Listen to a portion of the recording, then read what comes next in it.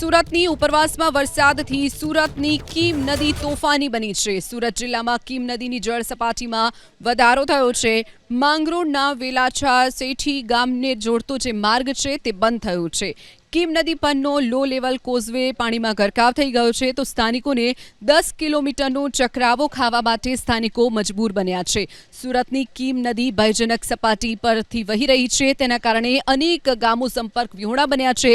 કેટલાક ગામના લોકોએ 10 કિલોમીટર ફરીને જવાની ફરજ પડી રહી છે। કીમ નદી પરનો જે લો લેવલ કોઝવે છે તે પાણીમાં ગરકાવ થઈ ગયો છે। એક તરફ વરસાદી માહોલ છે અને બીજી તરફ ઉપરવાસમાંથી સતત નવા નીરની આવક જે થઈ રહી છે તેને જોતા સતત કીમ નદી તોફાની બની અને વહી રહી છે। માંગરોળના વેલાછા સેઠી ગામને જોડતો જે માર્ગ છે તે બંધ થયો છે। કીમ નદી પરનો લો લેવલ કોઝવે પાણીમાં ગરકાવ થઈ ગયો છે તો સ્થાનિકોને 10 કિલોમીટરનો ચક્રાવો ખાવા માટે સ્થાનિકો મજબૂર બન્યા છે। સુરતની કીમ નદી ભયજનક સપાટી પરથી વહી રહી છે, તેના કારણે અનેક ગામો સંપર્ક વિહોણા બન્યા છે।